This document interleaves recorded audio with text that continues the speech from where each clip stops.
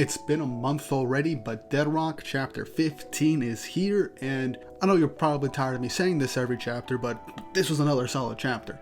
We got some great action, we got some cool interactions with characters, and we got more of MIKOTO fighting, and we got a bit of information about her at the end that kind of blew my mind and also widens up the world building and lore of Deadrock even more than I initially thought it would, and makes me feel like with how things are going, Deadrock might not be as short as we initially think it's going to be. Before we jump right into things, don't forget to like and subscribe and hit the notification bell for updates on future videos. Really helps and it shows you guys enjoy the content I make here on the channel and shows you want to see more. And if you want to support the channel more directly, go and become a patron on my Patreon. For just $2 a month, you get access to my patron-only Discord server, early access to videos up to a week early that aren't chapter review videos, and other details where you can recommend me stuff to review. And I'm currently setting up stuff for potential live readings or watch parties on a bi-weekly basis once I get things figured out for that. You also get your name at the end of videos starting in September, and you can potentially get a shout out at the end of the video. I'm planning to make the Patreon and the Discord server as fun and as engaging as possible to make it worth your while. And also, if you want, go and use my referral link down below for Advanced GG and use my code GreekWeeb10 to get up to 15% off at checkout for some really nice supplements, shakers, and thermoses from Advanced GG. Really great flavors for focus, energy, and just straight up hydration. You will really enjoy it. Now with that out of the way, on with the video. So chapter 15 of Deadrock, titled Ghost, with the cover image being Hani and Zelecia in her crow form, I think just reenacting an Ultraman sequence, like a nice reference to Ultraman. Honestly, very fun image. But we actually cut to the beginning as we get an overview of a Deadrock field day, Dead or Alive, a killing game held on a massive battlefield, which is a hellish event. We then get a brief recap of the event's rules and the reward. Taking down any student, either knocking them out or killing them, will give 1 point. Taking out a teacher is worth 10 points.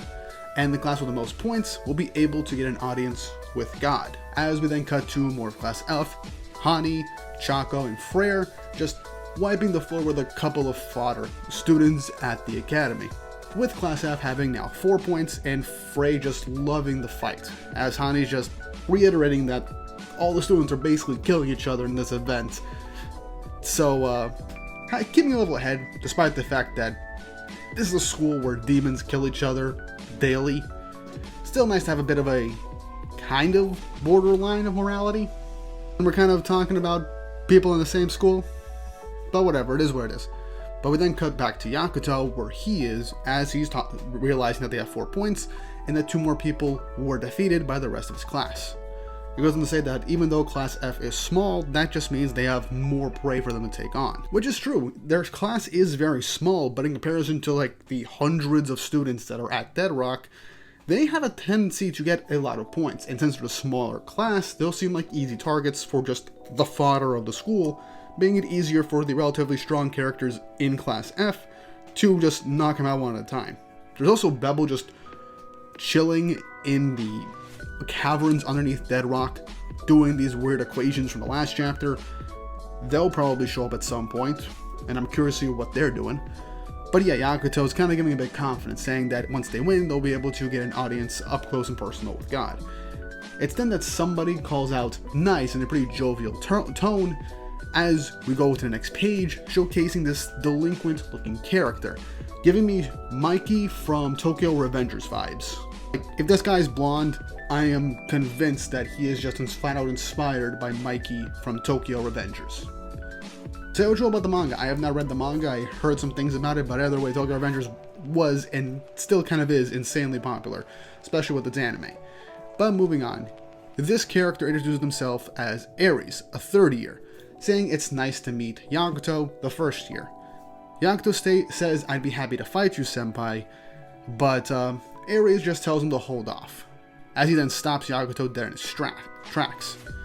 He says, "I don't want to duke it out with you," as Yakuto is kind of concerned that the vibe this guy's giving off is a very strong sense of power from him. Now, based off the name, I'm kinda hoping he's based off the Greek god Ares, like his root is the Greek god of war Ares. because of the name, obviously, and the fact that he's giving off pretty strong vibes, and Yakuto seems kind of wary of him, which is interesting to note. Aries says that you killed your teacher, the chef, Cougar right off the bat. You even took out the vice principal the other day, which does kind of get Yakuto off guard, as Aries says that he kind of looked into him, stating you're a real troublemaker. As Yakuto's thinking, people say he's the head of the delinquents at the school. Yakuto says you're no ordinary student yourself. Aries states that he wants to keep things nice and chill at the school, and that he's got 1 year left, and then he graduates, and he doesn't want to stand out too much. So he offers his hand to Yakuto with a pretty sinister looking look, stating, you can take Cougar's place at the top, confusing Yakuto, as Aries just smiles, and Yakuto's body begins to move on its own, as it seems like Aries is manipulating his body like a puppeteer, as Yakuto's right arm just punches Aries square in the face, as he says, I didn't mean to hit you, as Aries falls to the ground, and then just seemingly is knocked out, saying, that's my power. You got me? As seemingly, I think he is root of God of War if he is forcing people to fight against their own actions. That'd be pretty interesting, as Yakuto is just incredibly clues of what's going on. The class's total points jump up to 5. With Aries' introduction, obviously we're going to be introduced to more of the senior students at Dead Rock, especially now that Cougar having the top spot gone, Aries wanting to give it to Yakuto because he just doesn't want the hassle and just wants to graduate, is interesting. I feel like Aries will have some importance later on, especially with those other students in the previous chapter that we got introduced to at the start of this whole event. So I do feel like Majima is setting some stuff up for future character interactions, team-ups, and matchups in order to expand things in Dead Rock a bit more. But moving on, we cut to Ryzen as he literally chops another student in half with his giant sword, as the father on the side is wondering how is he still alive if the chef just cut him up into pieces. As the point total for Class F jumps up to 6, Ryzen gives off a menacing glare at them, stating, there's this monster in our class, a necromancer named MIKOTO, as he smirks at the randoms that he's presumably about to cut down. As we then cut back to the beach where MIKOTO is facing off against Baltigar, one of the 4 demon teachers.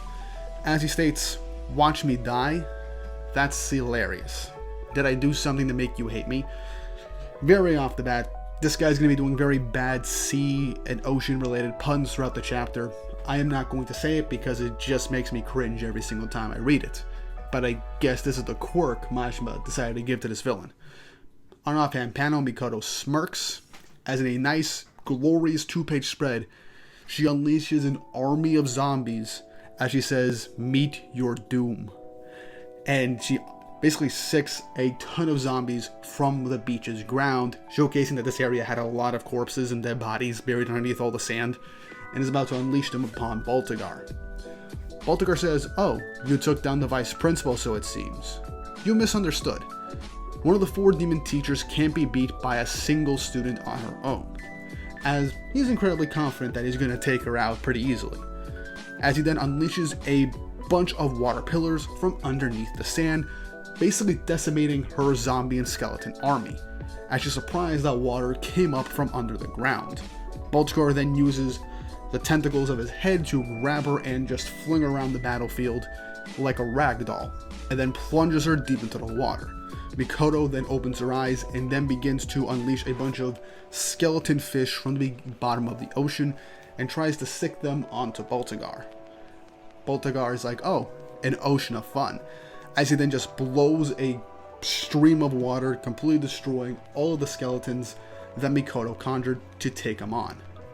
MIKOTO shocked at the devastation that she just witnessed, as Baltigar then unleashed Plasma Squid Ink, completely shocking MIKOTO and dealing her a ton of damage, as he says, my root is Kraken. You can't beat me underwater.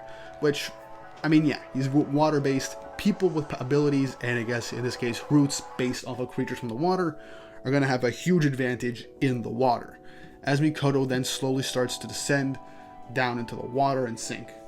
And of course, in Majima fashion, her clothes have been ripped a lot. Baltigar says, I want this one too. Looks like she'll sell for a lot. As we get a really cool menacing glare from MIKOTO, shocking Baltigar for a second as she unleashes a new attack, Necro Birth, unleashing a ton of more skeletons and zombies from the ocean floor, lunging them straight at Baltagar, as he's surprised that there are corpses even here, as Mikoto gestures her hand, as all the zombies then completely push Baltagar right out of the ocean and into the air, right onto the beach, as she slowly ascends from the ocean, walking out onto the beach. Baltagar says, "Looks like you're not half bad." But Mikoto says, "I know all about you. Vice Principal Bren was a scumbag who slaughtered any students he didn't like. Lauzin makes his students into possessions. I'm sure I could dig up dirt on Lilith too." Now, us as readers might be able to assume what skeletons and messed up shit Lilith could have done. I'm not going to say it, but I think we could all assume what all that could be. Mikoto, while smiling, says, "And as for you, under the pretext that they've been lost at sea, you sell students to human traffickers every year."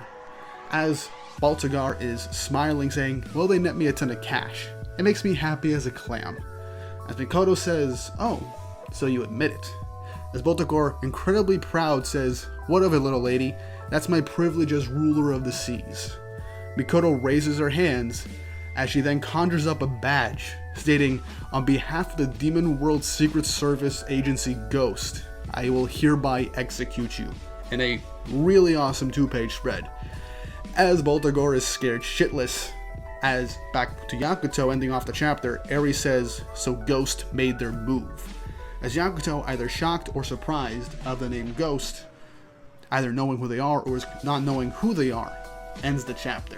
So, Mikoto is a government spy that has entered Dead Rock to gather up dirt to arrest and potentially execute the teachers of Dead Rock, primarily the demon teachers. This opens up a lot of questions. One, is there any personal reasons why she entered the school, or was this just so she can investigate the school and the people up top so that she can take them down for this Secret Service agency? Two, what is exactly Ghost? Who runs it? What are the rules of this? Are they everywhere in the demon realm? Are they in all the realms, the human and the celestial realm? Or are they just in the demon realm? And also, are they going to investigate God? And maybe this might also be why Mikoto is so willing to abide by Yakuto's whims and follow him in his quest to take this guy out. Because if the ruler of their world is a fake or something of the like, then obviously somebody who is part of the Secret Service or governing body of that world would most certainly want to dig up some information on that and try to expose it. This now gives us 2 full new organizations. All the way back with Yakuto's backstory, we learn about God Saves, the personal guard of God. Now, we learn about this Secret Service agency in the demon realm that Mikoto was a part of and infiltrated Dead Rock as an undercover spy. Now, obviously, based off of Baltagar's reaction, these are the last people that would want to find out about their shady dealings, especially for demons in the demon realm. And Ares is an interesting case, because with his introduction, he'll most likely have a role to play in the story in the future, but the fact that he kind of sensed or knew instantly that the agency Ghost was making their move, aka Mikoto, showcases he either has a connection to that organization, or knew something about the organization infiltrating Dead Rock for whatever reason, and that he knows more than what's going on, especially the fact that he found out that Yakuto took out the vice principal, Cougar, their teacher, etc. There's information that he knows that he should not really know, especially about Bren. A lot of intrigue about Ares there. This just makes it seem that Dead Rock is not going to be as short as we think. Mashima is definitely putting a lot more focus on Dead Rock now and in Fairy Tail 100 Years Quest. And Mashima even stated a few months ago in a Twitter space that he wanted to do more with Dead Rock, add more pages to chapters, and just tell more of the story. So it really feels like he has a lot of thoughts planned out for Dead Rock, and with this chapter, it really feels like we're going to be getting a lot more to the story. And this arc is only going to keep expanding even further and give us more character interactions, introductions, and lay of the land for the world. And as the series continues to go on, I have to actually really lock in and make content outside of chapter reviews for Dead Rock. I gotta start doing that now. But those are my thoughts on the chapter. What did you guys think? Give me your thoughts, opinions, and theories in the comment section down below. And is Mikoto slowly but surely becoming your favorite character in this series as much as she is for me? She's very close to taking out Zelecia. Let me know in the comments. And if you haven't already, like, subscribe, and hit the notification bell for updates on future videos. Really helps, and it shows you guys enjoy the content I make here on the channel, and shows you want to see more, and keeps me motivated to keep these chapter reviews going every month. And with all that said and done, I hope you all have an awesome day.